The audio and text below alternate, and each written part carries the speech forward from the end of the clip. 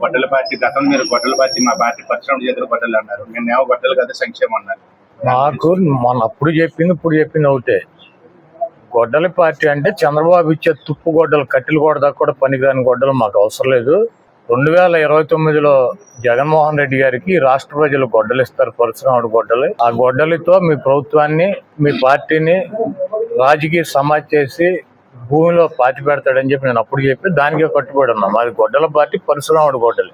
అది 2029లో ప్రజలు ఇస్తారు. ఈ కట్టెలు కొడదా కూడా పనికిరాని తుప్పు గొడ్డలు మాకు అవసరం, అది వాళ్ళ దగ్గర ఉంచుకోమని చెప్పండి. అదేవిధంగా ఇప్పుడు ఆయన రావణ్ అని పిలవాలా, జోసెఫ్ అని పిలవాలా?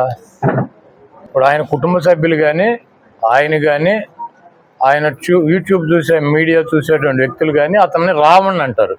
అతన్ని జోసెఫ్గా ఎవరు మార్చింది? ఎవరు? ఏబిఎన్ రాధాకృష్ణ గారా, TV5 బిఆర్ నాయుడు, మహాన్యూస్ వంశీనా? ఎవరు మార్చారు ఆయన?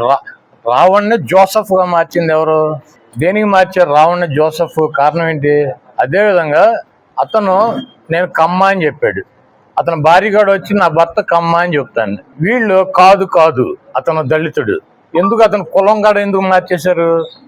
అతనే చెబుతున్నాడు ఏమని, నేను క్రిస్టియన్ కాదు అని. కాదు, నువ్వు క్రిస్టియన్వే. కులం మార్చేశారు. కమ్మ అంటే కాదు దళితుడు అంటున్నారు. నా పేరు రావణ్ అంటే కాదు, నీ పేరు జోసెఫ్ అంటున్నారు. నేను క్రిస్టియన్ కాదురా బాబు అంటే కాదు, నువ్వు క్రిస్టియన్ అంటున్నారు. అసలు ఈ రాధాకృష్ణ గారికి కానీ, ఏబిఎన్, TV5 బిఆర్ నాయుడికి కానీ, ఈ మహాన్యూస్ వంశీకి కానీ అతని కులాన్ని, పేరుని, మతాన్ని మార్చాల్సినటువంటి అవసరం ఎందుకు వచ్చింది? ఇప్పుడు అతను రావణ్ అంటే ఈ రాష్ట్ర ప్రజలు గుర్తుపెడతారా, జోసెఫ్ అంటే గుర్తుపెడతారా? ఇప్పుడు అతను చెప్పింది, అతని భార్య చెప్పింది, అతని అనుచరులు చెప్పింది ఇదేది కరెక్ట్ కాదు. వీళ్ళు ముగ్గురు పెట్టిన పేర్లే కరెక్టా? నేను ఒకటి అడుగుతున్నా. సరే, రావణ్ వాళ్ళు చెప్పినట్టు మా మనిషి అయితే పిఠాపురంలో బెయిల్ ఎందుకు వచ్చింది అతనికి? పవన్ కళ్యాణ్ రావణ్ అరెస్ట్ చేసిన రోజు ఆయన అత్యవసర మీడియా సమావేశం పెట్టి పలానా సెక్షన్ ప్రకారం ఇది నేరం, పలానా సెక్షన్ ప్రకారం అది నేరం, పలానా సెక్షన్ ప్రకారం మీరు అరెస్ట్ చేస్తారు, జైల్లో పెడతారు, పలానా సెక్షన్ ప్రకారం మీరు కనుక మర్యాదగా మాట్లాడకపోతే తీవ్రమైనటువంటి చర్యలు ఉంటాయని సెక్షన్ అన్ని చదివింది పవన్ కళ్యాణ్ గారు. జగన్మోహన్ రెడ్డి పవన్ కళ్యాణ్ గారు చదివింది. పవన్ కళ్యాణ్ గారు చదివారు. ఆయన మీద కేసు ఎవరు పెట్టారు? పిఠాపురం పోలీస్ స్టేషన్లో జనసేనలో పెట్టారు. పెడితే ఆయన అక్కడ తీసుకెళ్లారు. పిఠాపురంలో బెయిల్ ఎవరు ఇప్పించారు? మేము ఇప్పించామా? జగన్మోహన్ రెడ్డి గారు నేను ఫోన్ చేసి సిఐకి, నాకు DSPకి, SPకి మా రావణ్కి బెయిల్ ఇచ్చేయండి అని చెప్పామా? ఎవరు ఇచ్చారు బెయిల్? ఇన్ని సెక్షన్లు ఈయన మధ్యాహ్నం చదివితే రాత్రికి బెయిల్ వచ్చింది ఆయనకి. కారణం ఎవరు? మేమా, చంద్రబాబు నాయుడు? అయిపోయింది. అక్కడి నుంచి ఆయన ఎక్కడ కాకినాడ రూరల్ ఎమ్మెల్యే నానాజీనా, జగన్మోహన్ రెడ్డి నీకు దమ్ముంటే ఇక్కడ రా, నేనేంటో చూపిస్తా అన్నాడు. సర్లే, జగన్మోహన్ రెడ్డి రావటం టైం పడుతులేమని చెప్పి ఈయన పంపించారు. ఈయన సంగతి చూడండి అని ఎవరిని రావణ్ణి పంపిస్తే అక్కడ కూడా బెయిల్ వచ్చేసింది. మరి ఎందుకు వచ్చింది బెయిల్? ఎవరు ఇప్పించారు? జగన్మోహన్ రెడ్డి గారు మళ్ళీ రూరల్ SCI కూడా ఫోన్ చేసి ఇచ్చేయమ్మా బెయిల్ అని చెప్పాడా? లేకపోతే మేము చెప్పామా? సరే, మా ఇక్కడ బాలశౌరి గారు MP గారు ఉన్నాడు, ఇక్కడ పంపించమంటే బందరు పంపించారు. బందరు పంపిస్తే ఏమైంది? అక్కడ బెయిల్ వచ్చేసింది. అది కూడా మేము మాట్లాడి బెయిల్ ఇప్పించేసాం ఆయనకి. మళ్ళీ హోమ్ మినిస్టర్ గారి దగ్గర నక్కపల్లి తీసుకెళ్లారు, అక్కడ కూడా వచ్చేసింది బెయిల్. అప్పుడు ఎవరు పట్టుకొచ్చి గన్నవరంలో పెట్టింది? సాయంత్రం 7 టోల్ గేట్ దగ్గర పట్టుకొచ్చి గన్నవరంలో పెట్టించి అసలు ఇతనికి బెయిల్ రాకుండా ఉండే ఏం చేయాలని చెప్పి వీళ్ళు బుక్కలు తిరిగేశారు. జనసేన వాళ్ళు చేసి ఉపమా చట్టం పెట్టారు. పెట్టి అతను జైలుకి పంపించారు.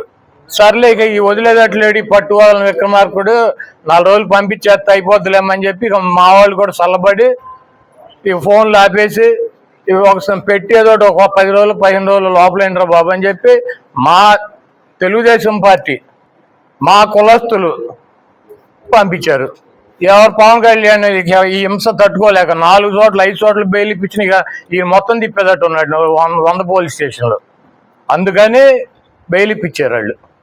అతను రామన్ అతని పేరు జోసెఫ్ అని మార్చారు. అతను కమ్మ అని చెబుతున్నాడు. కాదు, అతను దళిత్ అని చెబుతున్నారు వీళ్ళు. అతను నేను క్రిస్టియన్ కాదురా బాబు అన్నారు. కాదు, నువ్వు క్రిస్టియన్ అంటారు. దేనికి ఇదంతా? ఎందుకు? అతని పేరు ఎందుకు మార్చారు? అతని కులం ఎందుకు మార్చారు? అతని మతం ఎందుకు మార్చారు? అతను 4 పోలీస్ స్టేషన్లో బెయిల్ ఇప్పించింది ఎవరు? మేమా? అతని కులం, మతం, పేరు కూడా మార్చింది మేమేనా? కాబట్టి ఇవన్నీ అతను జోసెఫ్ అని వాళ్ళు చెప్పేటువంటి జోసెఫ్, మేము చెప్పేటువంటి రాముని, రాష్ట్ర ప్రజలు మాట్లాడుకునేటువంటి రామును బాలకృష్ణ కానీ, లోకేష్ని కానీ, చంద్రబాబుని కానీ ఒక మాట కూడా మాట్లాడు. అతని వీడియోలు పరిశీలించండి. జగన్మోహన్ రెడ్డి గారిని విమర్శిస్తాడు, పవన్ కళ్యాణ్ అయితే ఇక అద్దు బొద్దు లేకుండా విమర్శిస్తాడు. ఇప్పుడు అతని మీద నక్సల్స్కి వ్యతిరేకంగా, నక్సల్స్కి అనుకూలంగా ఉన్నాడని కేసు పెట్టానని చెబుతున్నారు. ఇతను నక్సల్కి అనుకూలంగా ఎప్పుడు చెప్పాడు? వాళ్ళు చెప్పాడు, నిన్న చెప్పాడు, మొన్న చెప్పాడా? సంవత్సరం అయింది. అప్పటి నుంచి ఈ ప్రభుత్వం ఏం చేస్తాను, గుడ్డుగూరలు పొళ్ళుతూ ఉంటుందా? హిందూ మతంలో ఉన్నటువంటి అతని పేరేంటి, మనోహర్ దాసుని ఇతను ఎప్పటి నుంచి తిట్టుకుంటున్నారు? 2 సంవత్సరాల నుంచి తిట్టుకుంటున్నారు. అప్పటి నుంచి ఏం చేస్తుంది ఈ ప్రభుత్వం? గుడ్డుగూరలు పొళ్ళుతూ ఉంటుందా? పవన్ కళ్యాణ్ పట్టుకొచ్చి 4 స్టేషన్లు తిప్పి 5వ స్టేషన్లో ఉప్మా కేసు పెట్టేదాకా ఈ తెలుగుదేశం ప్రభుత్వం ఎందుకు పెట్టలా? అతను అంత ద్రోహి అయితే తెలుగుదేశం పార్టీ మరి అందరి మీద, చిన్న చిన్న వాళ్ళ మీద, సోషల్ మీడియాలో పనిచేసే వాళ్ళ మీద కేసులు పెడతాగా, మరి వీళ్ళు ఎందుకు పెట్టలా?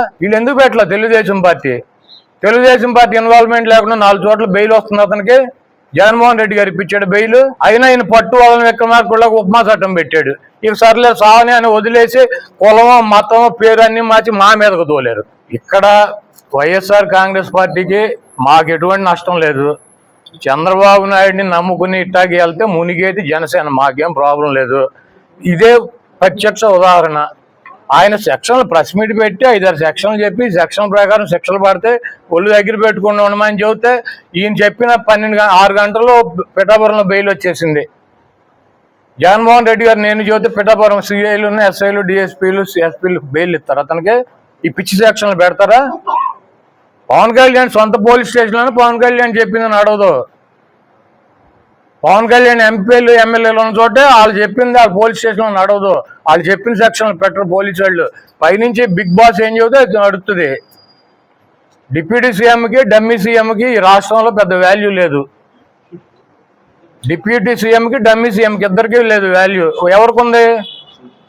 యాక్టింగ్ సీఎంకి ఉంది. యాక్టింగ్ సీఎం గారు నడుపుతాడు ఈ రాష్ట్రాన్ని. ఆయన చెప్పినట్టు పోలీస్ స్టేషన్లు వింటారు, కానీ నేను డిప్యూటీ సీఎం జగన్మోహన్ రెడ్డి గారు సీఎం గారు చెప్పినట్టు వినరు. ఇది రాష్ట్రంలో అందరికీ తెలిసినటువంటి సత్యం. ఇంకా మీరు ఆపేయండి స్టోరీలు. అతను మా మీద, ఇప్పుడు ఈ రాష్ట్రంలో క్రిస్టియన్స్, హిందువులు కలిసిమెలిసి ఉంటారు. ఎందుకంటే క్రిస్టియన్ అనేది వేరే దేశం నుంచి వచ్చి ఇక్కడ సెటిల్ అయిన వాళ్ళు కాదు. ఇక్కడ ఉన్నటువంటి క్రిస్టియన్స్ సగం మంది వాళ్ళు ఉంటారు, సగం మంది వీళ్ళు ఉంటారు. ఒకే కుటుంబంలో అన్నో తమ్ముడు ఒక మతంలో ఉంటాడు, ఇంకొక అతను ఇంకో మతంలో ఉంటాడు.